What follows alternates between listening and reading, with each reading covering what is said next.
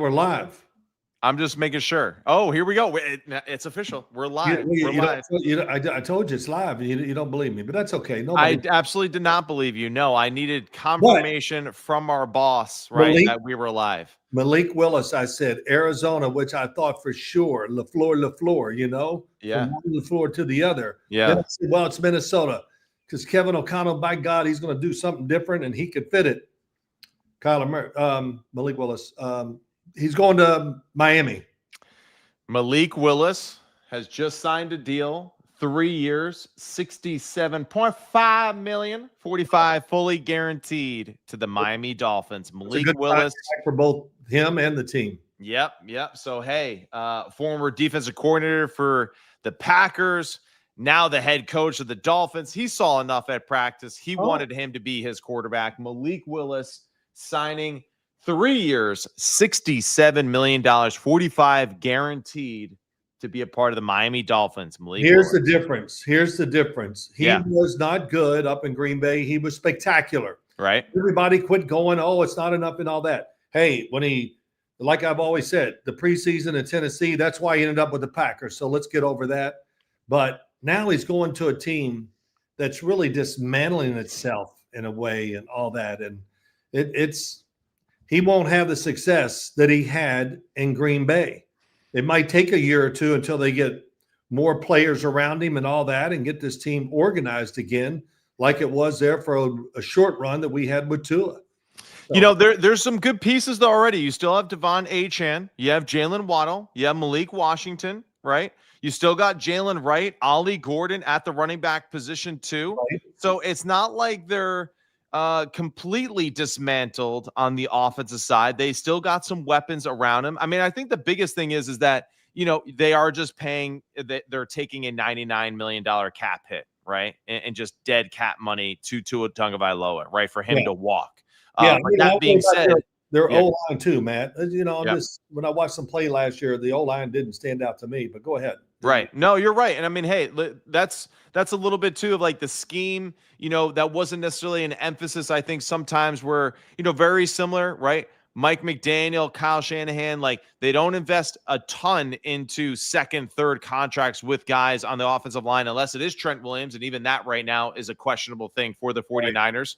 But, this is now a different style of play. So what does the offense look like? We know this. Malik Willis, despite his limited playing time, has really done a great job of playing well. He's played well in preseasons year after year after year, has earned the right now to have this opportunity to potentially be a franchise quarterback for the long term. But for now, he is the guy going forward for the Miami Dolphins as the quarterback. Big guy, your guy found a landing spot, and he is a Miami Dolphin here. Yeah, I feel like he's almost like Caleb Williams to me after his rookie year. Yeah. Everybody was killing Caleb Williams. I said, let's redraft. I know who I'm taking first. It's Caleb Williams. And I'm starting to feel that way about Malik Willis. Even as much as I liked him, I never really felt a lot of love from anybody else, except maybe you and my other son, Christopher.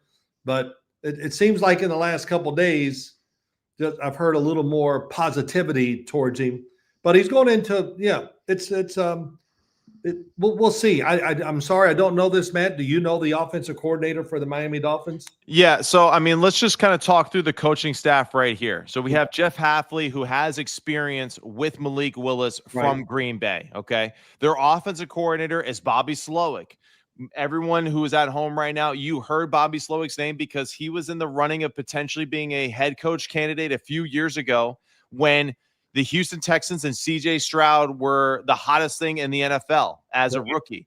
The following year, protection issues. The offense did not advance. They couldn't run the football effectively. Hey, offensive line issues and things of that nature. But Bobby Slowick was relieved of his duties. So he is the offensive coordinator, with the Miami Dolphins going forward, right, under head coach Jeff Hafley.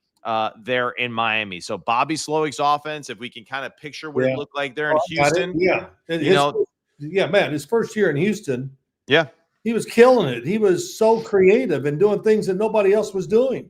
So whatever, my thought, I'm sorry to interrupt, but he learned, I'm sure, from that experience. We're going to see a different guy down in Miami. Yeah. I mean, I would think so, and I think that's going to be the big question too, is just kind of like, what is their actual offensive identity? Right. And like we did mention, you still have solid pieces to the roster. You still have Jalen Waddle. You still Okay. have Devon Achane and Jalen Wright. I thought Ollie Gordon out of Oklahoma State, big, strong, physical runner as well too. Hey, like you mentioned, there's still some good pieces on the offensive line.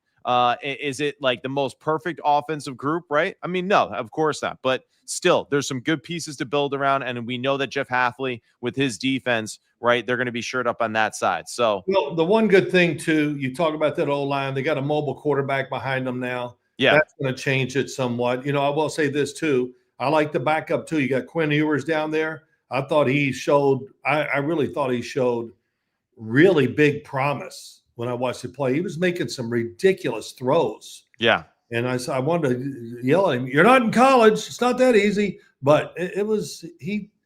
I think he caught the eye of the people in Miami, and he's going to be the backup quarterback for him this year too, I'm sure. So yeah, so they're kind of I mean, he's still under rookie contract, and they played him last year for a reason, So that kind of told you that that's how they felt about Tua Tagovailoa. And hey, he got some experience. So the new staff's definitely got to feel pretty confident about what Quinn Ewers brings to the table for them going forward. So Michael Pittman to the Steelers, right? So that's a big signing. Malik to the Dolphins, of course. Jalen Phillips to the Carolina Panthers. That's big news. And Isaiah Likely, the tight end from the Baltimore Ravens, signing with the New York Giants, right? So Harbaugh went and got his boy, which he knows and has seen plenty of. And now we add Isaiah Likely to the New York Giants offensive skill group. And let's talk a little bit through that, right? Because they already have Theo Johnson, and you've already known this, right? They also re-signed Chris Manhertz, who's coming back for his 12th year, I believe, in his career, right? More of a true blocking tight end, but still, Harbaugh, Theo Johnson, Isaiah Likely, 2 tight end sets coming forward here for the New York Giants. Tapping into the Phil Simms Bavaro days back in the day here a little bit with their tight end room. Yeah, good luck on that. No. Hey, Chris Manhertz, they signed him. You're right. I ran into him last year a few times. I went, "What? Who are you? What position?" I was, "Who are you?" "Oh, Chris Manhertz." Holy Christ, he's a giant. Yep, big dude. Yeah, and Likely, really talented tight end. It's great. That'll work out well. Now the Giants have a mobile quarterback. They got a tight end that's going to get some good matchups too. So that I've been wondering what the Giants would do here in free agency. I haven't heard much. They've been very quiet. But Isaiah Likely is definitely a good start. Yep, 3-year deal with the New York Giants. Not sure about the number yet, but a 3-year deal for him. So that's pretty exciting. Commanders Pro Bowl left tackle Laremy Tunsil reaches an agreement, 2-year deal, $60 million contract extension with the Washington Commanders. So he's staying in Washington for 2 more years, $61 million guaranteed. So the Commanders still have their star tackle available. Here's another one here for you. So let's see. Former Kansas City Chiefs cornerback Jalen Watson has reached an agreement with the Los Angeles Rams, big guy. So the Rams got Trent McDuffie, now Jalen Watson in their secondary.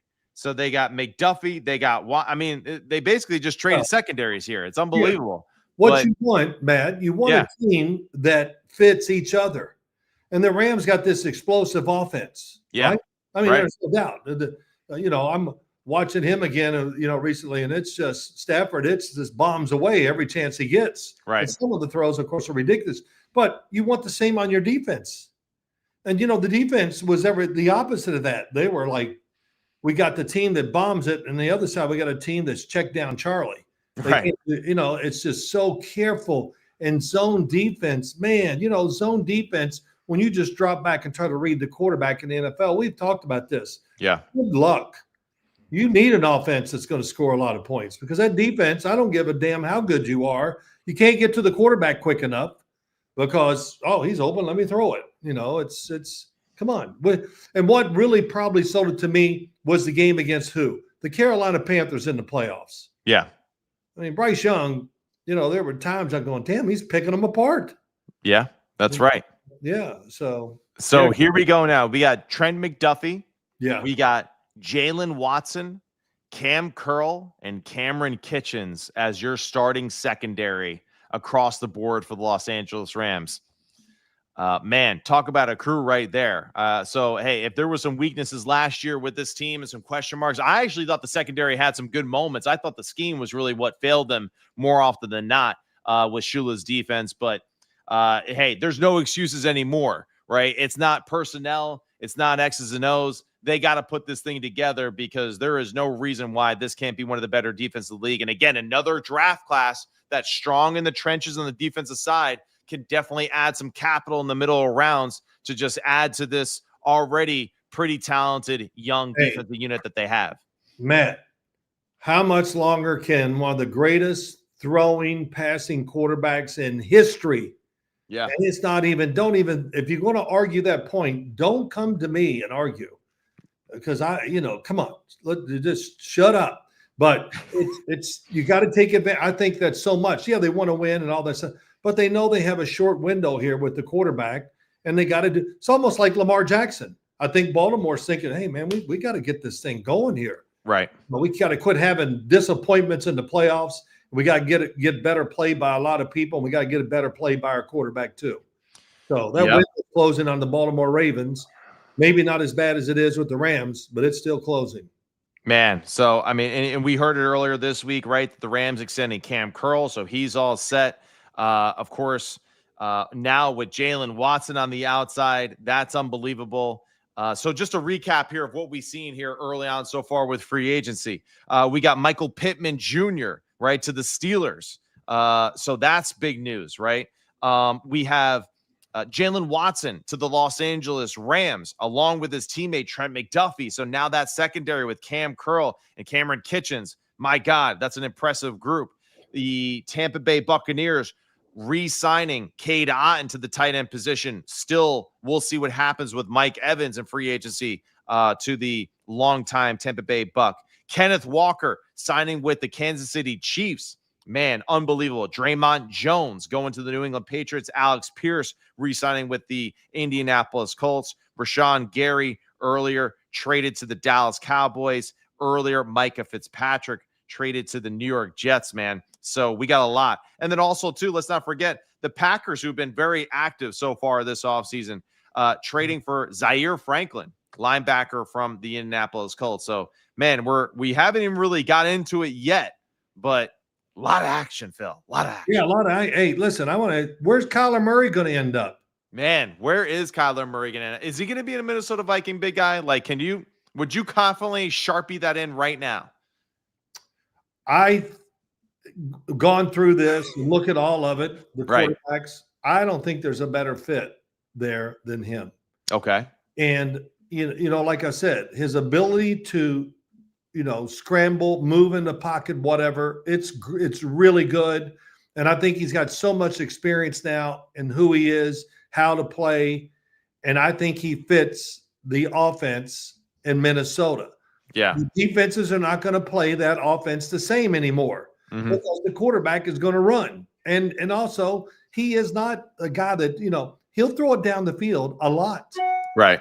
He has plenty of arm to get it done, especially playing in a dome. Yeah. That means what?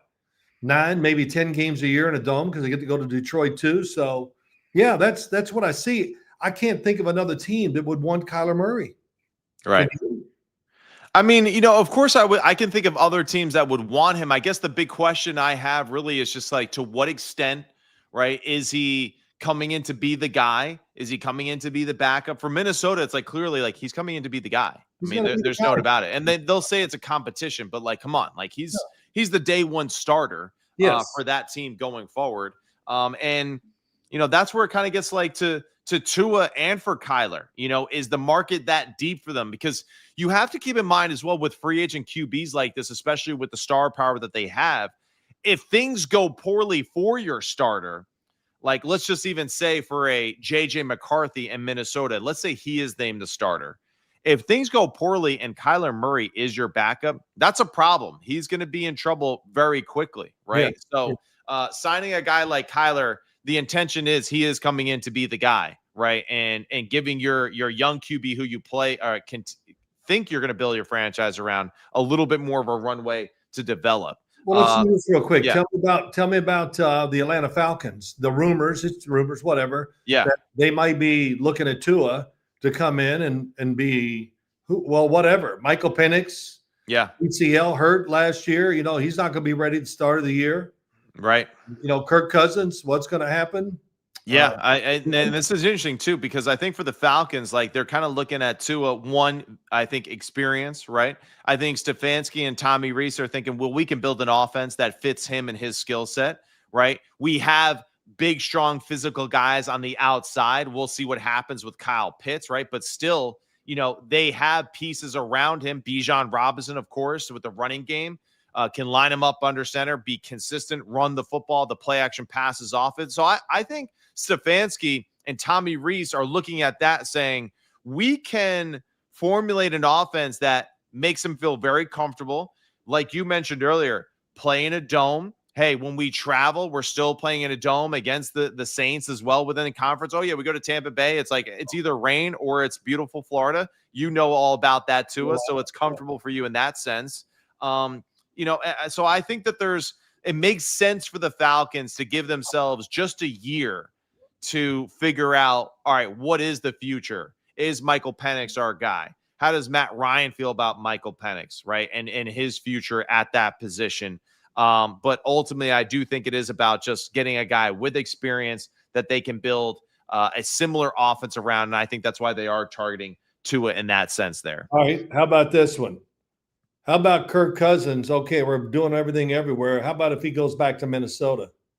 Yeah, I mean, listen, I think the question is is Kirk Cousins going to be cool with that? I don't know, because you know how that is sometimes, right? With teams like, you get cut or whatever. It's just like, it's takes a little bit to heal from that wound, big guy. I don't have to tell you that. Yeah, no, I know. But, sometimes money has a way of taking care of a lot of things. I don't That's know. right. That's right. It does. Yeah, it's just interesting. Kirk Cousins, to me, is a really good stopgap guy, whatever you want to come in there, his experience. And I think, too, to judge him really from the last 2 years, it's almost unfair because he just never really was in that mode where he was healthy for quite a few games in a row to really show us what he used to do in Minnesota for many, many years. I think the Minnesota Vikings should heavily consider a guy like Joe Flacco. I really do.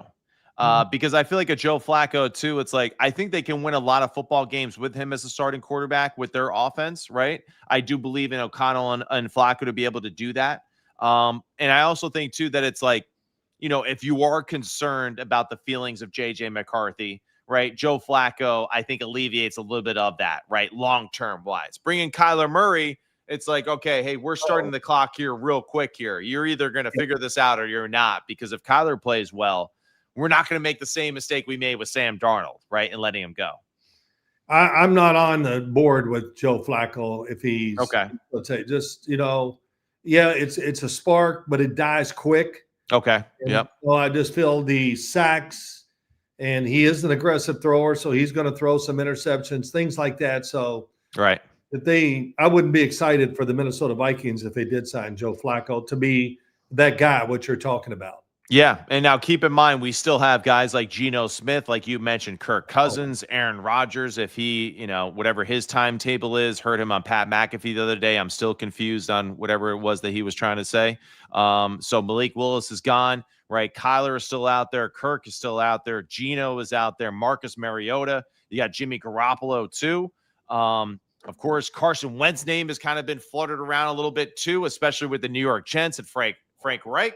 So it's going to be interesting how that plays out for them. Let me give you one. You ready? Yeah, go. And I think I would be for it. How about Geno Smith to the New York Jets? There was an article yesterday in the Post about this that said, please do not do this. I think the title was Geno. So I don't know. Was it I mean, yesterday? I didn't read the article. yeah, I think it was like yesterday or 2 days ago, I want to say, but Well, like wait. I could see why it makes sense. I Yeah, also could see why it people in does. the media and Jets Yeah. don't want that to happen too. Well, first off, let's Geno's not who he was. He's who Right. he is now. Yeah. I mean, he learned and with the Chargers, then of course in Seattle this past year. What was really good about him this past year, and it was a wicked year with the Las Vegas Raiders. Right. Was the way he handled himself. Watch the games. He was tough as hell. I mean, he took a beating every week. Right. And I think he fits the profile what the Jets want. A transition quarterback. Can they draft somebody behind him to maybe, when I say this, it's like if they get maybe somebody in the draft that they really like, then Geno's going to play 4 to 5 games and they're going to work their new quarterback in. Yeah. And he's a great transition guy to do that with, I think. He handles himself. This is not the old Geno. Physically, mentally, and the way he acts and the way he handles everything with the football team. But you're right. The media, oh my God. They want to. Yeah, I mean, that's the thing. They wouldn't even give him an opportunity to do what he did. They're just going to keep looking at like what it was and just, all those things too. And really, it's just like it's a little of everything too. Because you got to think he also had that stop with the New York Giants. So it's like not only Jets fans, but Giants fans have problems with him. So it's just not like the greatest market for him, even though, hey, 2024, he played really good football. This past year, yeah, no one would have played good football, right? In this Chip Kelly situation and what they were doing offensively and, forgetting plays and whatever it was, like it was just all over the place. So I don't really think that's truly indicative of what he's capable of doing. Out of the free agent guys that are available, like if you had to say, hey, pick Kirk Cousins or Geno Smith, like I'm probably going to go with Geno Smith, honestly. But that's just my opinion. So that being said, I still might go with Marcus Mariota over both of them, right? Well, I do like Mariota. If you can get him to be a backup for your team, it's really good. And if you're half decent as an offense, he's not going to hurt it. He's going to go in there and do whatever the starter's doing. Well, I'll ask you this though, right? And Lindsay asked us this question in the chat, which I think is interesting. If the Jets had to pick between one of these two QBs, Carson Wentz or Geno Smith, who do you think the Jets should go with, or who would you go with? I should say 99-1, Geno Smith. Really interesting. Okay, yeah, what if you add Kirk into that mix though? Kirk, Wentz, and Geno. That's a tough one. I would probably say Kirk Cousins, just because the trust factor with him. And I trust Geno too. I shouldn't even say it that way, but he's played so long, has so much good experience, and to see him healthy once again would be interesting. Right. He gets rid of the football quick. He'll stand in there and take a hit when he has to, and he's accurate as hell throwing the football. Yeah. So, that would be a tough one, but I would take Kirk Cousins. Yeah. No, I mean, it's interesting, but let's see this. Hey, the New York Jets, though, signing free agent linebacker Demario Davis, former New York Jet. Wow. They're bringing him back. So, hey, the captain is back. Maybe they will bring back Geno. Maybe they will bring back that draft class and get them all united again. But Demario Davis signing with the New York Jets. So they have a veteran at safety with Minkah Fitzpatrick. Now they add that veteran in the middle part of that defense of the New York Jets with Demario Davis. So clearly Aaron Glenn getting a little bit more experience in his locker room. Leadership, it seems like a huge aspect of that, because that's one thing that we can absolutely say. Demario Davis has been one of the better leaders that we've seen in the NFL at the linebacker position over the past handful of years. And not only that, too, does some unbelievable things in the community off the field as well. Hey, smart, energetic, emotional, good player, and all the other things I kind of mentioned kind of help him being a good player because, come on, he's been in the league a long time. He's played physical. So, that's tough. But you're right, man. Those two, that's a great thought. Instead of just trying to get younger, and what did Kirk Signetti, the coach of the Indiana Hoosiers? The team, what did he say he said to me, Sims, I like production. I don't think much of potential. Yeah. Okay. So, I was trying to think, what did he say? And I said it right. Yeah, I mean, I think there's a lot to be said about that. And two, like we know just how thin the ice is for the New York Jets for Aaron Glenn. And there's a lot of other questions, of course, surrounding the quarterback position. So, how do you alleviate a little bit of that stress? Well, make sure that I don't have to stress too much about my defense side of the football with the veterans and really lean on them, right, to have a player-led football team and figure out what we're going to do on the back end with our quarterback. So, big guy, any other thoughts or anything like that before we kind of close this out? No, I think that's it. When you talk about the Jets, and I it's always said, but I just would say this: if they can get a quarterback in there just to steady the ship, yeah, that will be huge. I do have some faith still left in Aaron Glenn, the defensive staff, whatever. I'm really anxious to see the offense, what they do, how they run it, how aggressive is it going to be with Frank Reich, Bill Musgrave, two guys that have been in the league and played and all that for a long time. That's probably one of my big things for the offseason of any team is right. the Jets. I can't wait to see how they put this offense and of course, the defense together to give them a chance to win consistently and nothing else, to go out there and score points and give the fans hope too. So you can use the fans to emotionally get you going on days when it's just not working. So that's what I'm really looking forward to. Yep. And then Jordan Stout. So he is signed by the New York Giants, the former punter of the Baltimore Ravens. So Harbaugh, hey, special teams guy. Let me get all my special teams guys over here with me. So Harbaugh bringing over Jordan Stout as his new punter for the New York Giants, gets Isaiah Likely from the Baltimore Ravens over. And then let's see. Oh, Anzalone to the Bucks. So $12.3 million a year for Jordan Stout for the special teams. Finally a priority, as Lindsay says here, for the New York Giants. Anzalone to the Bucks. That's an interesting move. And it does seem like this weird mass exodus right now with that old crop of the Detroit Lions. So this is going to be a new Lions team moving forward. To recap, though, Big Eye, before we close out on our semi-recorded / live show today, Demario Davis signing with the New York Jets today. Isaiah Likely to the Giants. Malik Willis, your man, signed to the Miami Dolphins. So reunited with his boy Jeff Hafley. You predict that a long time ago. Let's see. Michael Pittman traded from the Indianapolis Colts to the Pittsburgh Steelers. We'll see how their quarterback situation plays out.